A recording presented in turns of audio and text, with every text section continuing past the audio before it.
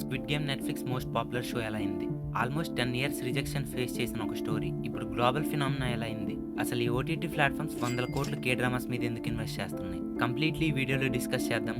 అంతకన్నా ముందు చిన్న ఇంట్రో. Say my name.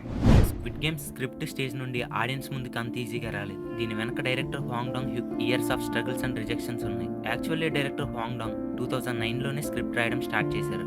ఆ టైంలో హాంగ్ డాంగ్ చాలా పూర్, సొంత ఇల్లు లేదు, కొన్నిసార్లు తినడానికి ఫుడ్ కూడా ఉండేది కాదు. ఒక ల్యాప్టాప్ తప్ప తన దగ్గర తనకంటూ సొంతంగా ఏం లేదు. ఆ ల్యాప్టాప్లోనే స్టోరీ రాయడం స్టార్ట్ చేశారు. కానీ రెంట్ కట్టుకోవడానికి డబ్బులు లేక ఆ ల్యాప్టాప్ని ఇష్టం లేకపోయినా అమ్మేయాల్సి వచ్చింది. ఫస్ట్ అయితే దీన్ని మూవీ స్క్రిప్ట్గా రాయడం స్టార్ట్ చేశారు. మొత్తానికి ఏదోలో స్క్రిప్ట్ అయితే కంప్లీట్ అయింది. ఆ స్టోరీ పట్టుకొని ఎన్ని స్టూడియోస్ తిరిగినా ఎవ్వరూ పట్టించుకోలేదు. నెంబర్ ఆఫ్ స్టూడియోస్ ఈ స్టోరీని రిజెక్ట్ చేశాయి. అందరూ కామన్గా చెప్పిన reasons too much of violence. అసలు ఈ చిన్నపిల్లలు ఆడుకునే ఆటలు ఎవరు చూస్తారు? ఇంత పెద్ద మాట అన్నాడు సార్ ఆడు.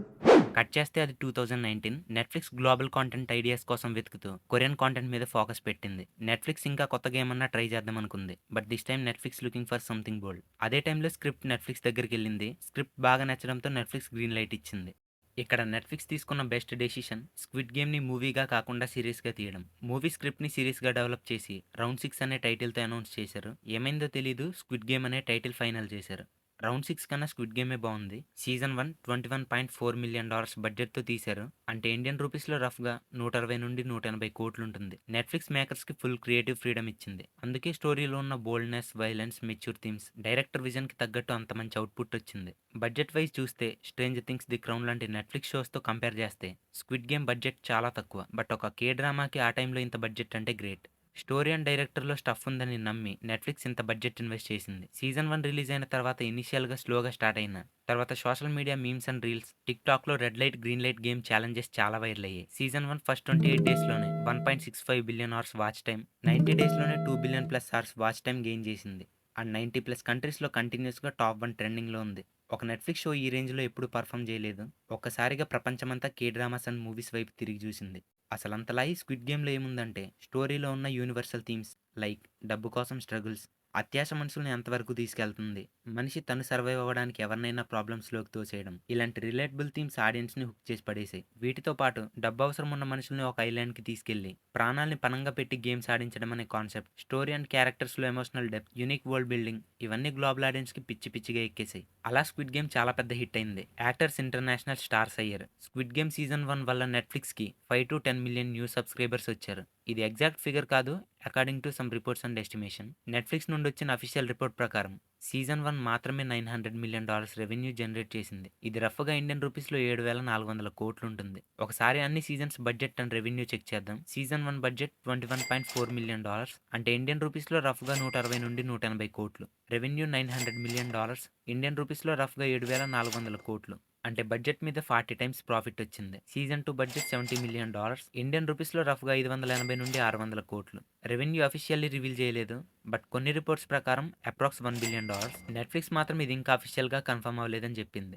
Season 3 budget $65 to 70 million, Indian రూపీస్లో రఫ్గా 540 నుండి 580 కోట్లు. రెవెన్యూ అఫీషియల్లీ రివీల్ చేయలేదు, but estimation value $800 million to $1 billion, Indian రూపీస్లో 6,500 కోట్ల నుండి 8,500 కోట్లు. నెట్ఫ్లిక్స్ లాంటి సబ్స్క్రిప్షన్ మోడల్ ఓటీటీ ప్లాట్ఫామ్స్లో ఒక షోకి ఎంత రెవెన్యూ వచ్చిందో ఎగ్జాక్ట్గా క్యాలిక్యులేట్ చేసి చెప్పడం కష్టం. సీజన్ 1 రెవెన్యూ మాత్రం నెట్ఫ్లిక్స్ అఫీషియల్గా రివీల్ చేసింది. సీజన్ 2 అండ్ 3కి చెప్పిన ఫిగర్స్ మాత్రం ఇండస్ట్రీ ఎస్టిమేషన్ అండ్ కొన్ని మీడియా రిపోర్ట్స్ ప్రకారం చెప్పాను. నెట్ఫ్లిక్స్లో స్క్విడ్ గేమ్కి మించిన తోపు తురుము షోస్ చాలా ఉన్నాయి, కానీ స్క్విడ్ గేమ్కి వచ్చినంత పాపులారిటీ మాత్రం ఏ షోకి రాలేదు. ఇంత పాపులారిటీ రావడానికి 3 main reasons: right content, right platform, at right time. ఇప్పటికీ నేను కుప్పలు కే డ్రామాస్ చూశాను, కానీ నేను చూసిన ఫస్ట్ కే డ్రామా అయితే స్క్విడ్ గేమే. కానీ ఫైనల్ సీజనే పడుకోబెట్టేశారు. సీజన్ 3 రీవాచ్ చేయడానికి యంగ్ పార్క్ తప్ప నాకు వేరే రీజన్ అయితే పెద్దగా ఏం కనిపించలేదు. కొన్ని షోస్కి ఫైనల్ సీజన్ పడుకోబెట్టేస్తుంటారు, ఇట్స్ కామన్. బట్ నా ఫస్ట్ కే డ్రామాకి ఇలా జరగడం చాలా బాధగా అనిపించింది. ఎంతైనా ఫస్ట్ లవ్ అంటే కొంచెం ఎమోషన్స్ ఉంటాయి కదా.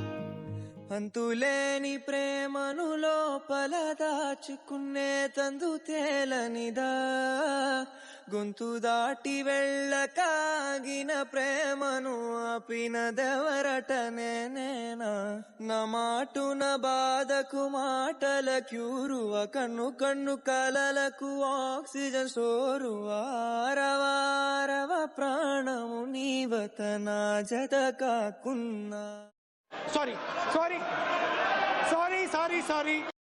సారీ, ఇది ఎడిటింగ్ మిస్టేక్.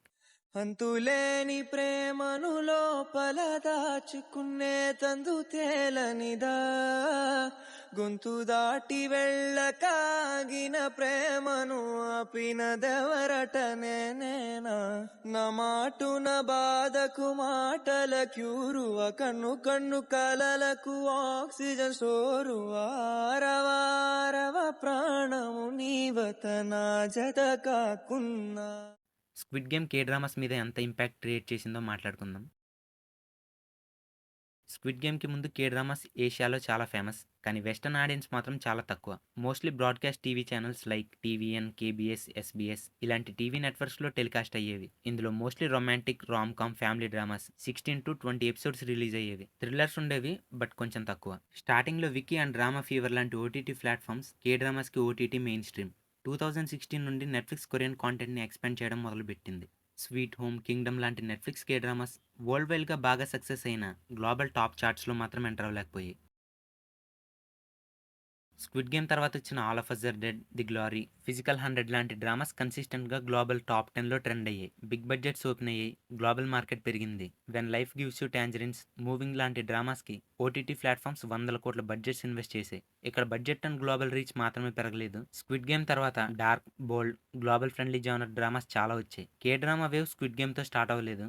ఆల్రెడీ స్లోగా కొరియన్ కాంటెంట్ రైజ్ అవుతూ ఉన్న టైంలో మండుతున్న నిప్పు మీద పెట్రోల్ పోసినట్టు స్క్విడ్ గేమ్ వచ్చింది. Korean film industry regional content exporter నుండి ఇప్పుడు గ్లోబల్ ఓటీటీ పవర్ హౌస్ అవడానికి స్క్విడ్ గేమ్ చాలా పెద్ద రీజన్. ఎవరు ఒప్పుకోకపోయినా ఒకటి మాత్రం నిజం, ఓటీటీని కొరియన్ ఫిల్మ్ ఇండస్ట్రీ రూల్ చేస్తుంది. ఇదే రియాలిటీ. ఇప్పటికీ ఇంకా మీరు కే డ్రామాస్ అంటే క్రింజ్ అనుకుంటే మీ లైఫ్లోనే కొన్ని గొప్ప కథలు మిస్ అయిపోతారు. ఇంకా మీ ఇష్టం. ఇక్కడి వరకు చూసారంటే వీడియో నచ్చే ఉంటుంది. లైక్ చేసి మీ ఫ్రెండ్స్కి కూడా షేర్ చేస్తే ఇలాంటి వీడియోస్ ఇంకా చేయడానికి మోటివేషన్గా ఉంటుంది. ఛానల్లో కాంటెంట్ చెక్అవుట్ చేయడం మాత్రం మర్చిపోవద్దు. నచ్చితే సబ్స్క్రైబ్ చేసుకోండి. Let's meet in the next video. Signing off. Bye.